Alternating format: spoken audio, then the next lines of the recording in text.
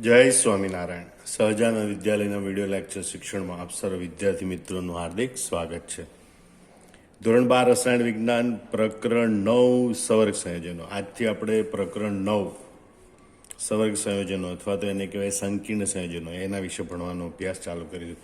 સૌથી પહેલાં તો સવર્ગ સંયોજનો એટલે શું એની સામાન્ય માહિતી ભણીશું. ત્યાર પછી વર્ણનો સમર્ગ સંયોજનો, બરાબર, એટલે કે સંકીર્ણ સંયોજનો, એના બંધારણની સમજૂતી માટેનો પાયાનો પ્રયોગ છે એના વિશે સમજીશું. અને ત્યાર પછી વર્નરે જે સવર્ગ સંયોજનોનો સિદ્ધાંત આપ્યો એ સિદ્ધાંત એને એની અભિધારણાઓ વિશે ભણીશું. સૌ પ્રથમ આપણે જોઈએ કે સવર્ગ સંયોજનો એટલે શું. તો જે સંયોજનોમાં ધાતુ પરમાણુ કે આયન, બરાબર, એટલે ધાતુનો પરમાણુ કે આયન એ તટસ્થ અણુઓ કે ઋણ આયન સાથે, કોની સાથે? ધાતુ પરમાણુ કે આયન એ તટસ્થ અણુઓ કે ઋણ આયન સાથે, ધાતુ પરમાણુ કે આયન એ તટસ્થ અણુઓ કે ઋણ આયન સાથે સવર્ગ સહસંયોજક બંધ દ્વારા ઇલેક્ટ્રોનની ભાગીદારી કરી, સહસંયોજક બંધ નહીં, સવર્ગ સહસંયોજક બંધ દ્વારા ઇલેક્ટ્રોનની ભાગીદારી કરી મજબૂત રીતે જોડાયેલા હોય, બરોબર, તો તેને સવર્ગ સંયોજનો કહે છે. ફરીથી સાંભળી લો. જે સંયોજનમાં ધાતુ પરમાણુ કે આયન, આ ધાતુ પરમાણુ કે આયન છે એ તટસ્થ અણુ કે ઋણ આયન સાથે સવર્ગ સહસંયોજક બંધ દ્વારા ઇલેક્ટ્રોનની ભાગીદારી કરી મજબૂત રીતે જોડાયેલા હોય તો તેને સવર્ગ સંયોજનો કહે. દાખલા તરીકે K4Fe6 એ સવર્ગ સંયોજન છે જેમાં Fe2+ એ ધાતુ આયન છે, એની સાથે Cn- ઋણ આયન એ સવર્ગ સહસંયોજક બંધથી મજબૂત રીતે જોડાયેલા છે. મજબૂત રીતે જોડાયેલા એટલા માટે કહેવાય કે જ્યારે આનું જલી દ્રાવણ બનાવીશું તો આયનીકરણ થઈને Cn- છૂટા નહીં પડે. હા, K+ આયન છૂટો પડશે. આખો જે ચોરસ કૌંસ દર્શાવેલો છે FeCN6 4- એ આયન છૂટો પડશે, પણ આમાં રહેલો અંદરની બાજુ સવર્ગ સહસંયોજક બંધથી જોડાયેલો Cn- આયન એ છૂટો પડશે નહીં, બરાબર. તો આવા વિશિષ્ટ સંયોજનો છે એને સવર્ગ સંયોજનો તરીકે ઓળખવામાં આવે.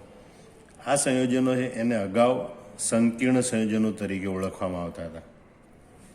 હવે આ પ્રકારના સંયોજનો બનાવે કયા તત્વો? તો આવત કોષ્ટકમાં ડી વિભાગમાં આવેલા સંક્રાંતિ ધાતુ તત્વો, બરાબર, કે જેની ડી પેટાકોષ અપૂર્ણ ભરાયેલી હોય છે, એના ઘણા બધા સંકીર્ણ સંયોજનો બનાવે છે, બરાબર. એ ઘણા બધા સંકીર્ણ સંયોજનો બનાવે. સવર્ગ સંયોજનોનું રસાયણ વિજ્ઞાન છે એ આધુનિક અકાર્બનિક રસાયણ વિજ્ઞાનમાં ખૂબ અગત્યનું અને પડકારરૂપ ક્ષેત્ર છે. એના ઉપયોગો દિવસે દિવસે ખૂબ જ વધતા જાય છે, બરાબર. સંકીર્ણ સંયોજનો અથવા તો જેને સવર્ગ સંયોજનો કહીએ એ અકાર્બનિક રસાયણમાં ખૂબ અગત્યનું અને પડકારરૂપ ક્ષેત્ર છે. હવે એના કેટલાક વ્યવહારુ ઉદાહરણો આપણે જોઈએ. દાખલા તરીકે ક્લોરોફિલ, જે વનસ્પતિમાં પ્રકાશસંશ્લેષણની ક્રિયા માટે ખૂબ જ આવશ્યક ઘટક છે. હિમોગ્લોબિન, જે રુધિરમાં ઓક્સિજન કાર્બન ડાયોક્સાઇડના વહન માટે ખૂબ આવશ્યક ઘટક છે. વિટામિન B12 આપણા શરીરનો ઘણો આવશ્યક ઘટક છે. ક્લોરોફિલ, હિમોગ્લોબિન, વિટામિન B12 એ સંકીર્ણ સંયોજનો છે, બરાબર. ક્લોરોફિલ એ મેગ્નેશિયમનું સંકીર્ણ સંયોજન છે, હિમોગ્લોબિન એ આયર્નનું સંકીર્ણ સંયોજન છે, વિટામિન B12 એ કોબાલ્ટનું સંકીર્ણ સંયોજન હોય છે, બરાબર. આમ ક્લોરોફિલ, હિમોગ્લોબિન, વિટામિન 12 એ અનુક્રમે મેગ્નેશિયમ, આયરન અને કોબાલ્ટના સવર્ગ સંયોજનો છે. MCQ માટે પણ આ તમને પૂછે. ક્લોરોફિલ એ ખાલી ગયા ધાતુનું સંકીર્ણ સંયોજન છે, બરાબર. હિમોગ્લોબિન એ ખાલી ગયા ધાતુનું સંકીર્ણ સંયોજન છે. તો આ રીતે તમારે આ ટોપિક, આ વાક્ય છે ખાસ યાદ રાખવા જેવું. બીજું, ઘણા ધાતુ વિધિના પ્રક્રમો. ધાતુ વિધિ એટલે ધાતુની ખનિજમાંથી ધાતુ છૂટી પાડી ધાતુને શુદ્ધ સ્વરૂપે મેળવવા સુધીની સમગ્ર પ્રક્રિયાઓ, એને કહેવાય ધાતુ વિધિના પ્રક્રમો, બરાબર. ઔદ્યોગિક ઉદ્દીપન, ઉદ્યોગોમાં વપરાતા ઉદ્દીપકો, એ વૈશ્લેષિક પ્રક્રિયકો એટલે કે પ્રયોગોમાં વૈશ્લેષિક રસાયણ વિજ્ઞાનમાં વપરાતા પ્રક્રિયકો, બરાબર, એ ઘણા બધા સવર્ગ સંયોજનોનો સમાવેશ કરે છે. એટલે કે ધાતુ વિધિના પ્રક્રમો, ઔદ્યોગિક ઉદ્દીપનમાં વૈશ્લેષિક પ્રક્રિયકો તરીકે ઘણા સવર્ગ સંયોજનોનો ઉપયોગ કરવામાં આવે છે. બીજું, સવર્ગ સંયોજનો એ વિદ્યુત ઢોળ ચડાવવામાં, બરાબર, ગોલ્ડ કે સિલ્વર, સોનું કે ચાંદી, એનું સંકીર્ણ સંયોજન બનાવી અને એનો ઢોળ ચડાવવામાં આવે, બરાબર. તો વિદ્યુત ઢોળ ચડાવવામાં, કાપડના રંગકામમાં કેટલાય સંકીર્ણ સંયોજનનો ઉપયોગ કરી મોર્ડન્ટ તરીકે એનો ઉપયોગ કરવામાં આવે અને કાપડ ઉપર એનો રંગ ચડાવી શકે. ઔષધીય રસાયણ વિજ્ઞાનમાં ઘણા બધા ઔષધો છે એ સંકીર્ણ સ્વરૂપે બનાવવામાં આવે છે, બરાબર, જ્યારે તે ખૂબ ઉપયોગી પુરવાર થાય. આમ સવર્ગ સંયોજનો એ વિદ્યુત ઢોળ ચડાવવામાં, કાપડના રંગકામમાં, ઔષધીય રસાયણ વિજ્ઞાનમાં ઘણું મહત્વ ધરાવે છે, બરાબર. તો આટલો ફકરો ફરીથી એકવાર જોઈ લો ઝડપથી. જે સંયોજનમાં ધાતુ પરમાણુ કે આયન ઋણ આયન કે તટસ્થ અણુ સાથે સવર્ગ સહસંયોજક બંધથી ઇલેક્ટ્રોનની ભાગીદારી દ્વારા જોડાયેલા તો તેને સવર્ગ સંયોજનો કહે છે. દાખલા તરીકે K4FeCnC કે સવર્ગ સંયોજકનું એક ઉદાહરણ છે. આવા તો અનેક ઉદાહરણો જાણીતા છે. અગાઉ આ સંયોજનો સંકીર્ણ સંયોજનો તરીકે જાણીતા હતા. ડી વિભાગમાં આવેલા સંક્રાંતિ ધાતુ તત્વો એ ઘણા બધા સંકીર્ણ સંયોજનો બનાવવાનું વલણ ધરાવે છે. સંકીર્ણ સંયોજનોનું એટલે કે સવર્ગ સંયોજનોનું રસાયણ વિજ્ઞાન એ આધુનિક અકાર્બનિક રસાયણ વિજ્ઞાનનું અગત્યનું અને પડકારરૂપ ક્ષેત્ર છે. ક્લોરોફિલ એ મેગ્નેશિયમનું, હિમોગ્લોબિન, આયરનનું, વિટામિન B12 એ કોબાલ્ટનું સવર્ગ સંયોજન છે. ઘણા ધાતુ વિધિના પ્રક્રમો, ઔદ્યોગિક ઉદ્દીપન અને વૈશ્લેષિક પ્રક્રિયકોએ સવર્ગ સંયોજનોનો સમાવેશ કરે છે. સવર્ગ સંયોજનો એ વિદ્યુત ઢોળ ચડાવવામાં, કાપડના રંગકામમાં, ઔષધીય રસાયણ વિજ્ઞાનમાં ખૂબ મહત્વના છે, બરોબર. આમ સવર્ગ સંયોજનો છે એ આપણા રોજિંદા જીવન સાથે ઘણી સારી રીતે સંકળાયેલા હોય છે. વર્નરના સવર્ગ સંયોજનોની સમજૂતી અથવા તો સવર્ગ સંયોજનોના બંધારણની સમજૂતી માટેનો પ્રયોગ વર્ણવો. મતલબ સર આલ્ફ્રેડ વર્નર નામના વૈજ્ઞાનિકે સવર્ગ સંયોજનો બનાવી, બરાબર, અને એના ઉપર અનેક પ્રયોગો કર્યા, એનો વિગતવાર અભ્યાસ કર્યો અને એણે સવર્ગ સંયોજનોના બંધારણ વિશેની શરૂઆતમાં પ્રાથમિક સમજૂતીઓ આપી. તો આલ્ફ્રેડ વર્નર નામના વૈજ્ઞાનિકે સૌ પ્રથમ સવર્ગ સંયોજનોના બંધારણનો અભ્યાસ કર્યો. ઘણા સવર્ગ સંયોજનો બનાવ્યા, તેમના ભૌતિક અને રાસાયણિક ગુણધર્મોનો સરળ પ્રાયોગિક પદ્ધતિઓથી અભ્યાસ કર્યો, બરાબર, અને એ પરથી એણે આ પ્રમાણેનો સિદ્ધાંત રજૂ કર્યો જે વર્નરના સિદ્ધાંત તરીકે ઓળખાય છે, બરાબર. એ પ્રયોગ આપણે જોઈએ પહેલાં આપણે વર્નરનો સિદ્ધાંત જોઈ લઈએ. કેટલાક ધાતુ આયનો પ્રાથમિક સંયોજકતા ઉપરાંત દ્વિતીયક સંયોજકતા ધરાવે. તેઓ આ દ્વિતીયક સંયોજકતા વડે ઋણ આયન અને અથવા તટસ્થ અણુઓ સાથે ખૂબ મજબૂતાઈથી જોડાયેલા હોય છે. ફરતી સમજી લો. એણે શું સિદ્ધાંત આપ્યો? કેટલાક ધાતુ આયનો, બધાની કેટલાક ધાતુ આયનો પ્રાથમિક સંયોજકતા ઉપરાંત દ્વિતીયક સંયોજકતા ધરાવે છે. તેઓ આ દ્વિતીયક સંયોજકતા વડે ઋણ આયન અને તટસ્થ અણુઓ સાથે સવર્ગ સહસંયોજક બંધથી ખૂબ મજબૂતાઈથી જોડાયેલા હોય. સવર્ગ સહસંયોજક બંધ દ્વારા ખૂબ મજબૂતાઈથી જોડાયેલા હોય છે. આ વર્નરના સિદ્ધાંતની અભિધારણાઓ પછી આપણે શીખીએ. પહેલાં એણે જે આ સિદ્ધાંત લાવવા માટે પ્રયોગો રજૂ કર્યા એ પ્રયોગની પહેલાં આપણે સમજૂતી આપીએ. તો દ્વિઅંગી સંયોજનો, દ્વિઅંગી સંયોજન એટલે જેમાં બે તત્વો હોય. દાખલા તરીકે CrCl3, COCl2, PdCl2. એની પ્રાથમિક સંયોજકતા, સૌથી પહેલાં આપણે પ્રાથમિક સંયોજનની વાત કરી, બરાબર. તો એમાં ક્રોમિયમની પ્રાથમિક સંયોજકતા +3, કારણ કે એમાં Cr3+ આયન હોય. એટલે જે સંયોજકતા વડે ધન આયન ઋણ આયન સાથે જોડાયેલ એ સંયોજકતા એની પ્રાથમિક સંયોજકતા. દ્વિઅંગી સંયોજન હોય જેમાં માત્ર બે જ તત્વો હોય, એમાં જે ધાતુ તત્વો હોય એ જે સંયોજકતા દર્શાવે એ એમની પ્રાથમિક સંયોજન, બરાબર. ફરીથી સાંભળો. દ્વિઅંગી સંયોજન એટલે બે જ તત્વ ધરાવતા સંયોજનો. અને એ આયની સંયોજન હોય એમાં જો ધાતુ જે સંયોજકતા દર્શાવે એ એની પ્રાથમિક સંયોજન. દાખલા તરીકે CrCl3 છે તો એમાં ક્રોમિયમની પ્રાથમિક સંયોજકતા 3 એટલે કે +3. COCl2 છે એમાં કોબાલ્ટની સંયોજકતા 2. PdCl2 છે એમાં પેલેડિયમ Pdની સંયોજકતા 2 છે, બરાબર. આમ દ્વિઅંગી સંયોજનો જેવા કે CrCl3, COCl2, PdCl2 એની પ્રાથમિક સંયોજકતા અનુક્રમે 3, 2 અને 2 છે, બરાબર. તો ધાતુ આયનો પાસે પ્રાથમિક સંયોજકતા તો હોય જ, બરાબર. પણ વર્નરે એમ સમજાવ્યું કે કેટલાક ધાતુ આયનો પાસે પ્રાથમિક સંયોજકતા ઉપરાંત બીજા પ્રકારની નવીન પ્રકારની સંયોજકતા જેને એણે દ્વિતીયક સંયોજકતા નામ આપ્યું. અને દ્વિતીયક સંયોજકતામાં સવર્ગ સહસંયોજક બંધ મહત્વનો હોય છે. બરોબર. તો હવે એના માટે જે પ્રયોગ કર્યો આ પ્રમાણે હતો. વર્નરે કોબાલ્ટ 3 ક્લોરાઇડ COCl3 અને એમોનિયા NH3 વચ્ચેની પ્રક્રિયાથી ઘણા બધા સંયોજનો બનાવ્યા. બરાબર. પછી એણે પ્રયોગ કર્યો. આ સંયોજનોના જલીય ઠંડા દ્રાવણમાં વધુ પ્રમાણમાં સિલ્વર નાઇટ્રેટનું દ્રાવણ ઉમેર્યું. ફરીથી સાંભળજો. કોબાલ્ટ ક્લોરાઇડ અને એમોનિયાની વચ્ચેની પ્રક્રિયાથી એક નહીં, એક કરતાં ઘણા વધારે એણે સંયોજનો બનાવ્યા. પછી બીજો પ્રયોગ કયો કર્યો કે આ સંયોજનોના જલીય ઠંડા દ્રાવણમાં વધુ પ્રમાણમાં સિલ્વર નાઇટ્રેટના દ્રાવણને ઉમેર્યું. બરાબર. તો એમાં રહેલા કેટલાક ક્લોરાઇડ આયનો એ AgCl સિલ્વર ક્લોરાઇડ તરીકે અવક્ષેપિત થાય છે.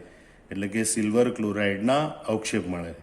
હવે આ પ્રયોગનું પરિણામ કેવું આવ્યું કે ભાઈ 1 મોલ COCl3 × 6NH3 આવું પ્રમાણસૂચક સૂત્ર ધરાવતું જે સંયોજન હતું કે જે પીળા રંગનું હતું.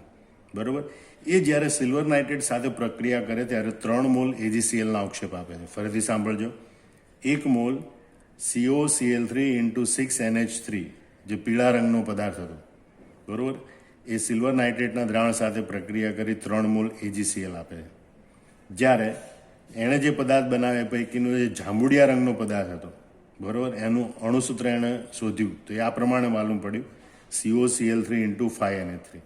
તો 1 મોલ COCl3 × 5NH3 કે જે જાંબુડિયા રંગનું હતું એની સિલ્વર નાઇટ્રેટ સાથે પ્રક્રિયા કરી. બરાબર. તો એ 2 મોલ સિલ્વર ક્લોરાઇડના AgClના અવક્ષેપ આપે છે. એ રીતે લીલા રંગનું સંયોજન હતું જેનું અણુસૂત્ર હતું COCl3 × 4NH3. બરાબર. તો 1 મોલ COCl3 × 4NH3 કે જે લીલા રંગનું હતું એ સિલ્વર નાઇટ્રેટ સાથે પ્રક્રિયા કરી 1 મોલ AgCl અવક્ષેપ આપે છે. બીજું એક જાંબલી રંગનું સંયોજન મળ્યું કે જેનું અણુસૂત્ર COCl3 × 4NH3 જ હતું. બરાબર. પણ એ જાંબલી રંગનું 1 મોલ COCl3 4NH3 સંયોજન એ પણ સિલ્વર નાઇટ્રેટ સાથેની પ્રક્રિયામાં 1 મોલ AgCl અવક્ષેપ આપે છે. ટૂંકમાં તમારા પ્રયોગનું વર્ણન લખવું છે તો તમે આ પ્રમાણે ફટાફટ લખશો કે વર્નરે કોબાલ્ટ ક્લોરાઇડ અને એમોનિયાની વચ્ચેની પ્રક્રિયાથી ઘણા સંયોજનો બનાવ્યા. 1. બીજું, આ સંયોજનોના જલી ઠંડા દ્રાવણમાં વધુ પ્રમાણમાં સિલ્વર નાઇટ્રેટના દ્રાવણને ઉમેરતા તેમાં રહેલા કેટલાક ક્લોરાઇડ આયનો AgCl તરીકે અવક્ષેપિત થાય છે. કયા કયા સંયોજનો કેટલા મોલ AgCl અવક્ષેપિત કરે છે? તો કે 1 મોલ COCl3 × 6NH3 જે પીળા રંગનો છે એ 3 મોલ AgClના અવક્ષેપ આપે. 1 મોલ COCl3 × 5NH3 જે જાંબુડિયા રંગનો છે એ 2 મોલ AgClના અવક્ષેપ આપે છે. 1 મોલ COCl3 × 4NH3 જે લીલા રંગનો છે એ 1 મોલ AgClના અવક્ષેપ આપે છે. અને 1 મોલ COCl3 × 4NH3 જે જાંબલી રંગનો છે એ 1 મોલ AgCl અવક્ષેપ આપે. આવા બંનેના અણુસૂત્ર તો સરખા, એના રંગ જુદા જુદા છે. તો અણુસૂત્ર કે પ્રમાણસૂચક સૂત્ર સરખા હોય પણ રંગ જુદા જુદા હોય તો એનો મતલબ કે આ બંને એકબીજાના સમઘટકો છે. એમનો બંધારણ કંઈક જુદા છે. બરાબર. એના કારણે એક લીલો રંગ દર્શાવે છે, બીજો જાંબલી રંગ દર્શાવે છે. વર્નરે આ પ્રયોગ કરીને આવા અવલોકનો પ્રાપ્ત કર્યા. ત્યાર પછી એણે આ સંયોજનો છે એના દ્રાવણોની વાહકતાનું માપન પણ કર્યું. આમાં અવલોકનો અને દ્રાવણોની વાહકતાનું માપન એના અભ્યાસ પરથી એણે આ પ્રકારના તારણો તારવ્યા. ખૂબ અગત્યના તારણો કે પ્રક્રિયા દરમિયાન કોબાલ્ટ ધાતુ આયન સાથે ક્લોરાઇડ આયન અથવા એમોનિયા અણુ અથવા બંને 6ની સંખ્યામાં જોડાયેલા છે. ફરીથી ધ્યાન રાખજો. ભલે અહીંયા COCl3 × 6NH3 છે, અહીંયા COCl3 × 5NH3 છે, પણ અહીંયા જે કોબાલ્ટ ધાતુ કીધું છે, બરોબર, એ કોબાલ્ટ ધાતુ આયન સાથે બરોબર કાં તો ક્લોરાઇડ આયન અથવા એમોનિયા અણુ અથવા બંને એ જોડાયેલા હોય તો 6ની સંખ્યામાં જોડાયેલા હોય છે. ખ્યાલ આવી ગયો? આમ આ સંયોજનોના સૂત્રો કોષ્ટકમાં દર્શાવ્યા પ્રમાણે રજૂ કરી શકાય, જેમાં ચોરસ કૌંસમાં દર્શાવેલા બધા પરમાણુ આયનો અને સમૂહો એક જ સ્પીસીઝ રચે છે. તમે જો બરાબર કે અહીંયા ચોરસ કૌંસમાં દર્શાવેલા છે એ બધા 6 ઘટકો, ક્લોરાઇડ આયન અથવા એમોનિયા અણુ અથવા બંને, બરાબર, તો એ ચોરસ કૌંસમાં દર્શાયેલા, એટલે આ સંયોજનના સૂત્ર છે એને આ ચોરસ કૌંસમાં દર્શાયેલા. ચોરસ કૌંસમાં દર્શાયેલા બધા પરમાણુ, એ કોબાલ્ટ હોય, એમોનિયા હોય કે કોબાલ્ટ, એમોનિયા અને ક્લોરાઇડ આયન હોય, એ બધા ભેગા મળીને એક જ સ્પીસીઝ રચે છે, એટલે એક જ આખો ઘટક રચે છે. અને આ બધા ઘટકો છે એ સામાન્ય પ્રક્રિયા પરિસ્થિતિમાં વિયોજિત થતા નથી, બરાબર, છૂટા પડતા નથી. એટલે તમે જુઓ કે અહીંયા આપણે જોઈએ કે જે પ્રથમ સંયોજન પીળા રંગનું છે એમાં કોબાલ્ટ ધાતુ સાથે 6 એમોનિયાના અણુ જોડાયેલા, જ્યારે ક્લોરીન 3 છે એ 3 ક્લોરીન બહારની બાજુ છે. પણ અંદર રહેલા એમોનિયાના અણુ વિયોજિત થશે નહીં, કારણ કે કોબાલ્ટ અને 6 એમોનિયાના અણુ એક જ સ્પીસીસ તરીકે વર્તે છે. કોબાલ્ટ સાથે એમોનિયાના અણુ સવર્ગ સહસંયોજક બંધથી જોડાયેલા હોય, મજબૂત રીતે જોડાયેલા હોય. સામાન્ય આયનીકરણ પ્રક્રિયામાં મુક્ત થશે નહીં, પણ આ બહારની બાજુ રહેલા 3 ક્લોરાઇડ આયન સામાન્ય પ્રક્રિયામાં મુક્ત થાય. અને એટલે જ પહેલું સંયોજન છે એ સિલ્વર નાઇટ્રેટ સાથેની પ્રક્રિયામાં 3 મોલ AgCl અવક્ષેપ આપે, 3 mole chloride ion 3 mole AgCl અવક્ષેપ આપે. બીજું જે જાંબુડિયા રંગનું સંયોજન છે, બરાબર, જેમાં ચોરસ કૌંસની અંદર કોબાલ્ટ ધાતુ આયન સાથે 5 એમોનિયાના અણુ અને 1 ક્લોરાઇડ આયન એ સવર્ગ સહસંયોજક બંધથી મજબૂત રીતે જોડાયેલા, બરાબર. એટલે આ ઘટકો છૂટા પડશે નહીં, એ એક જ સ્પીસીસ તરીકે વર્તે, સામાન્ય પ્રક્રિયામાં એનું વિયોજન થતું નથી. એટલે અંદરની બાજુ રહેલો ક્લોરાઇડ આયન એ મુક્ત થશે નહીં, જ્યારે બહારની બાજુ રહેલા 2 ક્લોરાઇડ આયન છે એ હવે સિલ્વર નાઇટ્રેટના અણુ સાથે પ્રક્રિયા કરે. 2 ક્લોરાઇડ આયન 2 Ag+ આયન સાથે પ્રક્રિયા કરે, એટલે 2 AgCl 2 મોલ AgCl અવક્ષેપ આપે. એટલે ધ્યાન રાખજો, અહીંયા COCl3x5Na3 છે, એમાં કોબાલ્ટ સાથે 5 એમોનિયાના અણુ અને 1 ક્લોરાઇડ આયન, એમ 6 જોડાયેલા, એટલે બહારની બાજુ માત્ર 2 ક્લોરાઇડ આયન છે, બરાબર. જ્યારે લીલા અને જાંબલી રંગના સંયોજનો છે, આ COCl3x4Na3, આ બંનેમાં કોબાલ્ટ સાથે 4 એમોનિયાના અણુ અને 2 ક્લોરાઇડ આયન મજબૂત સવર્ગ સહસંયોજક બંધથી જોડાયેલા. એટલે આ બધા ઘટકો કોબાલ્ટ, 4 એમોનિયાના અણુ અને 2 ક્લોરાઇડ આયન એ બધા એક જ સ્પીસીસ, એક જ ઘટક તરીકે વર્તે છે, બરોબર. અને એટલે એમાં રહેલા ક્લોરાઇડ આયન છે 2 એ સામાન્ય પ્રક્રિયા મુક્ત થતા નથી. હા, બહાર રહેલું ક્લોરાઇડ આયન છે એ સિલ્વર નાઇટ્રેટના દ્રાવણ સાથે પ્રક્રિયા કરી 1 મોલ AgCl અવક્ષેપ આપે છે. આમ આ જે પ્રયોગ છે એ અને દ્રાવણોની વાહકતા એના માપનના આધારે પ્રમાણે સૂત્રો દર્શાવી શકાય. દ્રાવણની વાહકતાનું માપન કર્યું તો માલુમ પડ્યું કે આ પીળા રંગનું સંકીર્ણ છે એ 1:3 પ્રમાણમાં વિદ્યુત વિભાજ્ય દર્શાવે, એટલે કે 4 આયનો મળીને જે વિદ્યુતનું વહન દર્શાવે એટલું વિદ્યુત વહન દર્શાવે. એનો મતલબ થાય કે આ પીળા સંકીર્ણમાં 1 આ ચોરસ કૌંસની સ્પીસીસ અને 3 ક્લોરાઇડ આયન, બરોબર, એમાં 4 આયનો હોવા જોઈએ. અને એટલે આ સંકીર્ણનું બંધારણ આ પ્રકારનું હોવું જોઈએ. જાંબુડિયા રંગનું સંકીર્ણ છે એ 1:2 પ્રમાણમાં વિદ્યુત વિભાજ્ય દર્શાવે, એટલે 1 ધન આયન અને 2 ઋણ આયન, કુલ 3 આયનો જેટલી વિદ્યુત વાહકતા દર્શાવે, બરોબર. જે દર્શાવે કે જાંબુડિયા રંગનું સંકીર્ણ છે એનું બંધારણ આ પ્રકારે હોવું જોઈએ, બરોબર. CONa3 5Cl2+, આ 1 ધન આયન અને 2 ક્લોરાઇડ ઋણ આયન, એમ ટોટલ 3 ઋણ આયનો ટોટલ 3 આયનો હોવા જોઈએ. અને એટલે એનું જલી દ્રાવણ 3 આયનો જેટલી વાહકતા દર્શાવે. એમ લીલા અને જાંબલી રંગના સંકીર્ણ છે એ 1:1 પ્રમાણમાં વિદ્યુત વિભાજ્ય દર્શાવે, એટલે કે એના કુલ 2 આયનો જેટલી વાહકતા દર્શાવે. તો એમાં CONH3 4Cl2+, CONa3 4Cl2+ એક સ્પીસીસ તરીકે વર્તે અને ક્લોરાઇડ આયન એ બીજી સ્પીસીસ તરીકે વર્તે. આમ 2 આયનો દર્શાવે, અને એટલે એનું જલી દ્રાવણ 2 આયનો જેટલી વાહકતા દર્શાવે. આમ તમે જોઈ શકો છો કે આ અવલોકનો અને દ્રાવણોની વાહકતા એના માપન પરથી આ સમજાવી શકાયું કે કોબાલ્ટ ધાતુ આયન સાથે એમોનિયા અથવા ક્લોરાઇડ અથવા બંને એમ કરીને 6 સમૂહો જોડાયેલા હોય છે, બરાબર. અહીંયા જો 6 એમોનિયાના અણુ એ 5 અને 1 ક્લોરીન, એટલે ટોટલ 6 સમૂહ, અહીંયા 4 ને 2 ક્લોરાઇડ, ટોટલ 6 સમૂહ. આમ કોબાલ્ટ ધાતુ આયન સાથે 6 ઘટકો જોડાયેલા હોય છે, બરાબર. અને વાહકતાના આધારે એના સૂત્ર આવી રીતે આપણે દર્શાવી શકીએ છીએ. તો અહીંયા આ બધા સંયોજનોમાં કોબાલ્ટ ધાતુ આયન છે એની પ્રાથમિક સંયોજકતા +3 હોય છે, બરાબર. કારણ કે દરેક સંયોજનોમાં એ છેવટે 3 ક્લોરાઇડ ઋણ આયન સાથે જોડાયેલ છે, બરાબર. એટલે 3 ક્લોરાઇડ ઋણ આયનનો ઋણ વીજભાર તટસ્થ કરવા માટે કોબાલ્ટ પાસે 3 ધન વીજભાર હોય. તો ઋણ વીજભારને તટસ્થ કરવા માટે જે વીજભાર ધાતુ આયન પાસે હોય એની પ્રાથમિક સંયોજકતા. તો આ બધા સંયોજનોમાં કોબાલ્ટની પ્રાથમિક સંયોજકતા +3 છે. ફરીથી સમજો, ઋણ આયનો જે હોય એના ઋણ વીજભારને તટસ્થ કરવા માટે ધાતુ આયન પાસે જે ધન વીજભાર હોય એ એની પ્રાથમિક સંયોજકતા. બરાબર. પણ એ સવર્ગ સહસંયોજક બનતી જેટલા ઘટકો સાથે જોડાયેલો હોય એ એની દ્વિતીયક સંયોજકતા. એટલે કોબાલ્ટની દ્વિતીયક સંયોજકતા 6 છે, કારણ કે ચોરસ કૌંસમાં આટલા ઘટકો સાથે 6 ઘટકો સાથે એ સવર્ગ સહસંયોજક બનતી જોડાયેલ છે. બરાબર. એટલે કે કોબાલ્ટ સાથે કુલ 6 અણુઓ કે આયનો સવર્ગ સહસંયોજક બનથી જોડાયેલા હોય. દ્વિતીયક સંયોજકતા કેમ 6? તો ધાતુ આયન છે એ કેટલા સવર્ગ સહસંયોજક બંધ બનાવે એ સંખ્યા એ એની દ્વિતીયક સંયોજકતા. ફરીથી સમજો, ધાતુ આયન કેટલા આયની બંધ બનાવે એટલે કેટલા ઋણ આયનના વીજભારને સંતોષે એ એની પ્રાથમિક સંયોજકતા. પણ ધાતુ આયન કેટલા સવર્ગ સહસંયોજક બંધ બનાવે એ પછી તટસ્થ અણુ સાથે સવર્ગ સહસંયોજક બંધ બનાવે કે આયન સાથે બનાવે. પણ જે સવર્ગ સહસંયોજક બંધની સંખ્યા હોય એને દ્વિતીયક સંયોજકતા કહેવાય. બરાબર.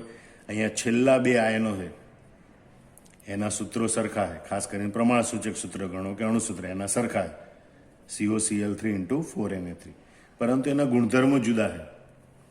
બરાબર. જેમ દર્શાવે કે આ સંયોજનો એકબીજાના સમઘટકો હોવા જોઈએ. આમ આ વર્નરના પ્રયોગો પરથી એ મહત્વનો સિદ્ધાંત આવ્યો કે કેટલાક ધાતુ આયનને પ્રાથમિક સંયોજકતા ઉપરાંત દ્વિતીયક સંયોજકતા હોય છે. કેટલીક ધાતુ આયનને પ્રાથમિક સંયોજકતા ઉપરાંત દ્વિતીયક સંયોજકતા હોય છે.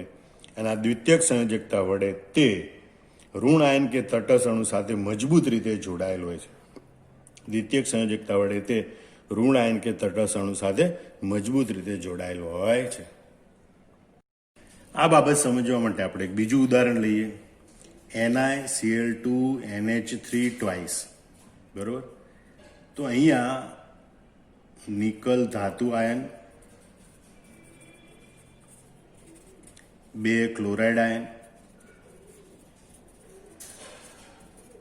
અને 2 એમોનિયાના તટસ્થ અણુ.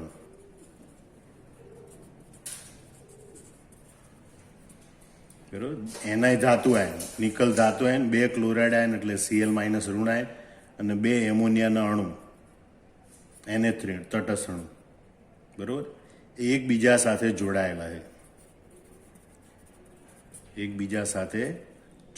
છે. એ સવર્ગ સહસંયોજક બંધથી જોડાયેલા.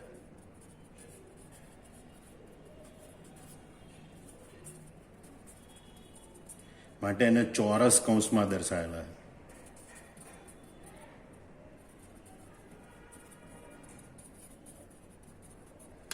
અહીંયા નિકલ, 2 Cl- આયન અને 2 Na3 અણુ, આ બધા ઘટકો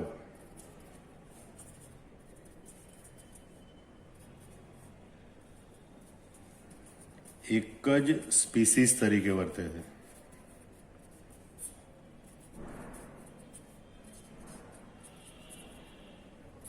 બરોબર. એનો મતલબ કે એ સવર્ગ સંયોજન છે. હવે આપણે જે કે નિકલની પ્રાથમિક સંયોજકતા કેટલી?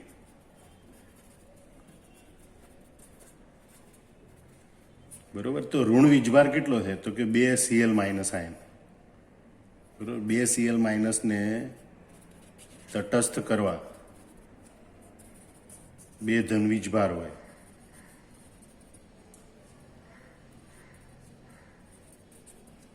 બરોબર. આમ Ni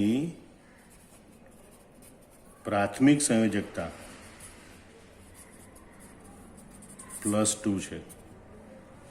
તો ઋણ આયનના ઋણ વીજભારને તટસ્થ કરવા માટે બરોબર જેટલી સંયોજકતા હોય ધાતુ આયનની એ એની પ્રાથમિક સંયોજકતા છે, ધન વીજભારને બાદ કરતા. અથવા તો એમ કે ઓક્સિડેશન આંકની ગણતરી કરીએ ને, એ ઓક્સિડેશન આંક પણ ગણાય. બરોબર. ધાતુ આયનનો ઓક્સિડેશનાંક એ જ એની પ્રાથમિક સંયોજકતા કહેવાય. દાખલા તરીકે આપણે ઓક્સિડેશનાંકની ગણતરી કરતા શીખ્યા કે ભાઈ નિકલ ધાતુ એનો ઓક્સિડેશનાંક એક્સ ધારો, પ્લસ 2 કૌંસમાં ક્લોરાઇડ આયન, પ્લસ 2 કૌંસમાં Na3 અણુ, અને તટસ્થ અણુ એટલે બૈજિક સરવાળો 0. તો એક્સ પ્લસ 2 કૌંસમાં -1 વત્તા 2 કૌંસમાં 0 બરાબર 0. બરાબર, માટે એક્સ માઇનસ 2 બરાબર 0, એટલે કે એક્સ બરાબર +2. આમ એનઆઈની પ્રાથમિક સંયોજકતા એ +2 છે. પણ નિકલ ધાતુ 2 ક્લોરાઇડ આયન અને 2 Na3 અણુ સાથે 4 સવર્ગ સહસંયોજક બંધ બનાવે. બરાબર, અને માટે એ જે સવર્ગ સહસંયોજક બંધની સંખ્યા થઈ ગઈ એ એની દ્વિતીયક સંયોજકતા. માટે નિકલની દ્વિતીયક સંયોજકતા એ અહીંયા 4 હોય છે. એટલે મધ્યસ્થ ધાતુ આયન છે એ એનો જે ઓક્સિડેશન આંક હોય એ એની પ્રાથમિક સંયોજકતા, એનો ઓક્સિડેશન આંક એ એની પ્રાથમિક સંયોજકતા. અને મધ્યસ્થ ધાતુ આયન છે એ કેટલા તટસ્થ અણુ કે કેટલા ઋણ આયન સાથે મળીને કુલ કેટલા સવર્ગ સહસંયોજક બંધ બનાવે, એ સવર્ગ સહસંયોજક બંધની સંખ્યા એ એની દ્વિતીયક સંયોજકતા. તો અહીં નિકલની પ્રાથમિક સંયોજકતા +2 છે અને એની દ્વિતીયક સંયોજકતા 4 છે. અને એટલે જ વર્નરે એમ સમજાવ્યું કે કેટલાક ધાતુ આયનો પ્રાથમિક સંયોજકતા ઉપરાંત દ્વિતીયક સંયોજકતા ધરાવે છે, અને આ દ્વિતીયક સંયોજકતા વડે તેઓ ઋણ આયન કે તટસ્થ અણુઓ સાથે સવર્ગ સહસંયોજક બંધથી મજબૂત રીતે જોડાયેલો હોય છે. હવે આપણે સવર્ગ સંયોજન હોય એના ઘટકોની ઓળખ આપીએ. તો અહીંયા જે આ ચોરસ કૌંસ દર્શાવેલો એને આપણે સવર્ગ સ્પીસીસ કહીશું. બરાબર, એટલે સંકીર્ણ સંયોજનના સૂત્રોમાં ચોરસ કૌંસમાં દર્શાવેલી સ્પીસીસ છે એને સમગ્ર રીતે સવર્ગ સ્પીસીસ કહે છે. બરાબર, આ ચોરસ કૌંસની સ્પીસીસ છે એને સવર્ગ સ્પીસીસ કહેવાય.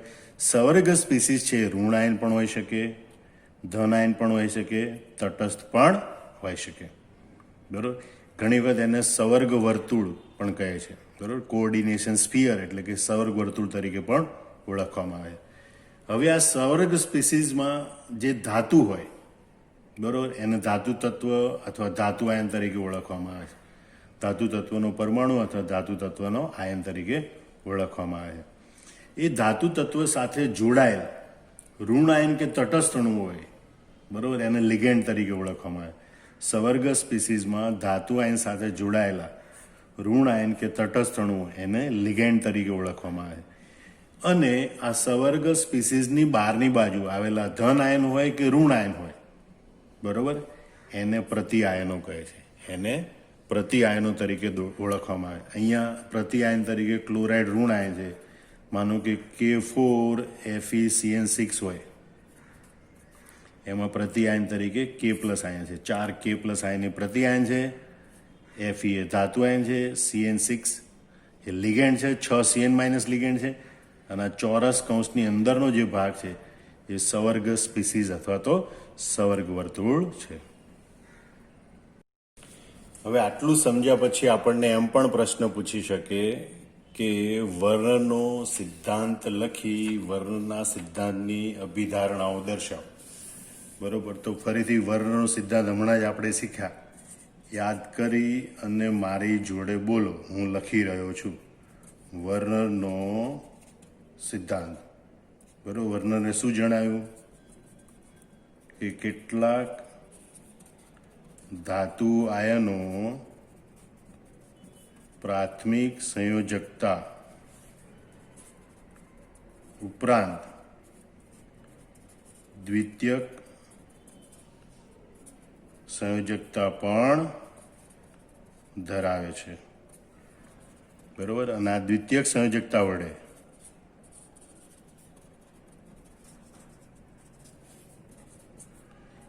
તેઓ કોની સાથે ઋણ આયન કે તટસ્થ અણુઓ સાથે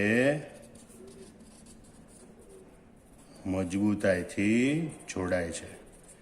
આ થઈ ગયો વર્ણનો સિદ્ધાંત. ખાસ મોઢે કરવાનો. બોર્ડની અત્યાર સુધીની સંકીર્ણ સંયોજનનો પાઠ વર્ષોથી છે. એક પણ પરીક્ષા બાકી નથી કે વર્ણનો સિદ્ધાંત ના પૂછાયો હોય. બરાબર, એટલે વર્ણનો સિદ્ધાંત સમજાવો તેની અભિધારણા લખો. આ પ્રશ્ન તો પૂછાય. એટલે પરીક્ષાની દ્રષ્ટિએ, બોર્ડની પરીક્ષાની દ્રષ્ટિએ આ પ્રશ્ન ખૂબ જ મહત્વનો છે. બરાબર, તો વર્ણનો સિદ્ધાંત લખ્યો. હવે એની અભિધારણાઓ લખીએ કે એમાં મૂળભૂત રીતે કઈ બાબતો સ્વીકારી લેવામાંથી કઈ બાબતો ધારી લેવામાં આવી હતી. તો પહેલું જ, સવર્ગ સંયોજનોમાં ધાતુ આયનો બે પ્રકારના બંધનો એટલે કે બે પ્રકારની સંયોજકતા દર્શાવે છે. એક પ્રાથમિક સંયોજકતા અને બીજી દ્વિતીયક સંયોજકતા. બરોબર, એટલે પહેલી ધારણા આ હતી આ સિદ્ધાંતની કે ધાતુ આયનો બે પ્રકારની સંયોજકતા દર્શાવે. એક પ્રાથમિક સંયોજકતા અને બીજી દ્વિતીયક સંયોજકતા. પછી એ સમજૂતી આપી છે કે આ પ્રાથમિક સંયોજકતા એટલે શું, દ્વિતીયક સંયોજકતા એટલે શું. તો પ્રાથમિક સંયોજકતા એ હંમેશા ઋણ આયનો વડે સંતોષાય છે. બરોબર, જે ધાતુ આયનના સામાન્ય વીજભાર જેટલી હોય અથવા તો તેના ઓક્સિડેશન આંક જેટલી હોય. જે ધાતુ આયનના સામાન્ય વીજભાર જેટલી હોય અથવા તેના ઓક્સિડેશન આંક જેટલી હોય અને તે આયનીકરણ પામી શકે તેવી હોય. બરોબર, એટલે જલી દ્રાવણ બને ત્યારે એમાં એ ઋણ આયનો છૂટા પડી શકે છે, મુક્ત થઈ શકે છે. મતલબ પ્રાથમિક સંયોજકતા એવી છે કે જે આયનીકરણ પામી શકે તેવી હોય છે.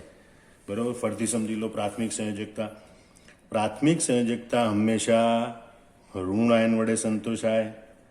પ્રાથમિક સંયોજકતા કેટલી હોય?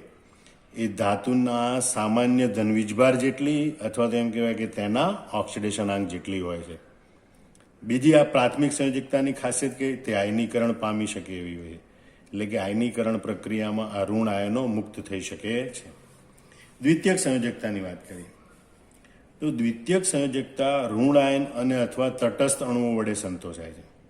ધાતુ આયનમાં દ્વિતીયક સંયોજકતા છે એ ઋણ આયન અને અથવા એટલે કાં તો માત્ર ઋણ આયનો હોય, કાં તો માત્ર તટસ્થ અણુ હોય, અથવા ઋણ આયન અને તટસ્થ અણુઓ બંને હોઈ શકે. બરાબર, તે બિન આયનીકરણી હોય છે. એટલે કે દ્વિતીયક સંયોજકતા વડે જોડાયેલા ઋણ આયનો છે એ પછી આયનીકરણની પ્રક્રિયામાં મુક્ત થઈ શકતા નથી. જોડાયા છૂટા પડેગા નહીં. ફેવિકોલ કા મજબૂત બોન્ડ દ્વિતીયક સંયોજકતા એટલે. બરોબર, તે બિન આયનીકરણ હોય છે. દ્વિતીયક સંયોજકતા એ સવર્ગાંક જેટલી હોય છે.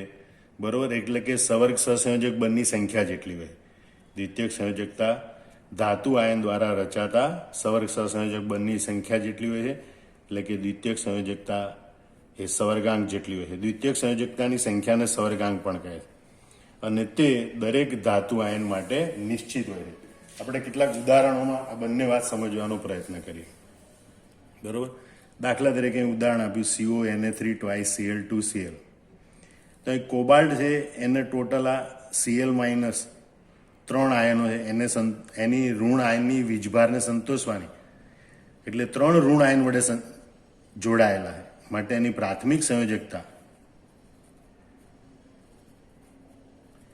એ +3 છે. પણ એ 4 એમોનિયાના તટસ્થ અણુ અને 2 ક્લોરાઇડ ઋણ આયન એમ કુલ 6 ઘટકો સાથે સવર્ગ સહસંયોજક બંધથી મજબૂત રીતે જોડાયેલ છે. બરોબર, માટે એની દ્વિતીયક સંયોજકતા 6 છે. એવી રીતે અહીંયા પણ જુઓ.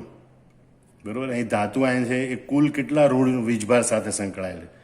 તો 4 K પ્લસ આયનનો પ્લસ વીજભાર, 6 Cn માઇનસનો -6 વીજભાર બરાબર -2 વીજભાર સાથે. -2 વીજભારને તટસ્થ કરવા માટે Feનો વીજભાર +2 હોય એટલે એની પ્રાથમિક સંયોજકતા +2 છે. બરાબર, આ ઓક્સિડેશન આંક ગણો. આ Feનો ઓક્સિડેશન આંક ગણ્યો જે +2 આવ્યો તો Feનો ઓક્સિડેશન આંક એની પ્રાથમિક સંયોજકતા. પણ એ મજબૂતાઈથી સવર્ગ સ્પીસીઝમાં એટલે કે સવર્ગ વર્તુળમાં 6 Cn માઇનસ અણુ સાથે જોડાયેલ છે અને માટે એની દ્વિતીયક સંયોજકતા એ 6 છે. ત્રીજું સંયોજન જુઓ.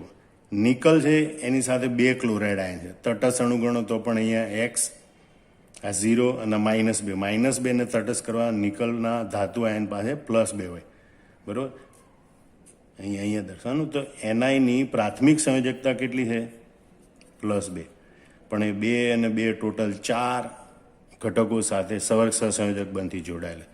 મને દ્વિતીયક સંયોજકતા કેટલી છે? 4 છે. તો એ પ્રાથમિક સંયોજકતા છે એના ઓક્સિડેશનાંક જેટલી હોય એ આયનીકરણ પામી શકે તેવી, એટલે કે અહીંયા આ Cl માઇનસ સૌર વર્તુળની બહાર છે એ આયનીકરણમાં મુક્ત થઈ શકે, આમાં K પ્લસ આયનીકરણમાં મુક્ત થઈ શકે. દ્વિતીયક સંયોજકતા બિન આયનીકરણ હોય એટલે દ્વિતીયક સંયોજકતા વડે જોડાયેલ Cl માઇનસ, Cn માઇનસ કે Cl માઇનસ એ મુક્ત થઈ શકશે નહીં. એ સવર્ગ સહસંયોજક બંધથી મજબૂત રીતે જોડાયેલા હોય. બરોબર. આમ ફરતી પ્રાથમિક દ્વિતીયક સંયોજકતાને બરોબર મગજમાં ગોઠવી લો. વર્નરનો સિદ્ધાંત: પ્રાથમિક સંયોજકતા ઋણ આયન વડે સંતોષાય, ધાતુના સામાન્ય વીજભાર કે ઓક્સિડેશનાંક જેટલી હોય, આયનીકરણ પામી શકે તેવી હોય. દ્વિતીયક સંયોજકતા ઋણ આયન અને અથવા તટસ્થ અણુ વડે સંતોષાય, તે બિન આયનીકરણી હોય. દ્વિતીયક સંયોજકતા એ સવર્ગાંક જેટલી હોય. બરોબર. ધાતુ જેટલા સવર્ગ સંયોજક બંધ બનાવે એ સંખ્યા એ એની દ્વિતીયક સંયોજકતા, એ સંખ્યા એનો સવર્ગાંક છે અને તે દરેક ધાતુ આયન માટે નિશ્ચિત હોય છે. હવે આપણે દ્વિતીયક સંયોજકતાની બીજી એક અગત્યની ખાસિયત જોઈએ.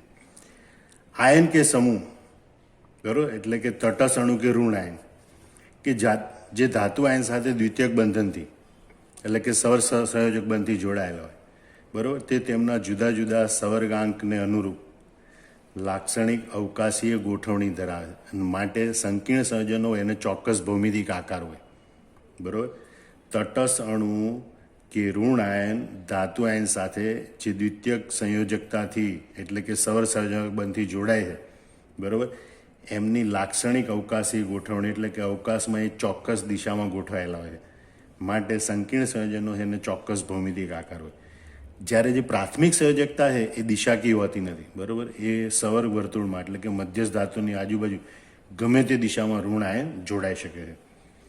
આમ આધુનિક સૂત્રીકરણ મુજબ આવી લાક્ષણિક અવકાશી ગોઠવણીઓ હોય એટલે કે જે ભૌમિતિક આકારો હોય એને પોલીહેડ્રા, સવર્ગ બહુતલીય અથવા સવર્ગ બહુફલકીય એવા નામથી ઓળખવામાં આવે છે. જે કંઈ પણ ભૌમિતિક આકાર હોય એ ભૌમિતિક આકારને સવર્ગ પોલીહેડ્રા, બરોબર, અથવા સવર્ગ બહુતલીય તરીકે ઓળખવામાં. હવે જે સંક્રાંતિ ધાતુઓ છે ડી વિભાગના, એ જે સંકીર્ણ સંયોજનો બનાવે છે એમાં મુખ્યત્વે 3 પ્રકારની ભૌમિતિક ગોઠવણી જોવા મળે. બરોબર. અષ્ટફલકીય, ચતુષ્ફલકીય અને સમતલીય સમચોરસ. એટલે એનો સવર્ગ પોલીહેડ્રા 3 પ્રકારનો હોય: અષ્ટફલકીય, ચતુષ્ફલકીય અને સમતલીય સમચોરસ. સંક્રાંતિ ધાતુના સંકીર્ણ સંયોજનો, બાકીના નહીં. સંક્રાંતિ ધાતુ તત્વો છે એના સંકીર્ણ સંયોજનોમાં આ 3 ભૌમિતિક આકારો વધુ જોવા મળે. દાખલા તરીકે તમે જુઓ CONA363 plus CONA35Cl2 plus CONA34Cl2 plus, બરોબર, એ બધામાં અષ્ટફલકીય ભૌમિતિક આકાર હોય એટલે કે આ બધી અષ્ટફલકીય સ્પીસીસ છે. NiCO4 ટેટ્રા કાર્બોલિન નિકલ એ સમચતુષ્ફલકીય સ્પીસીસ છે.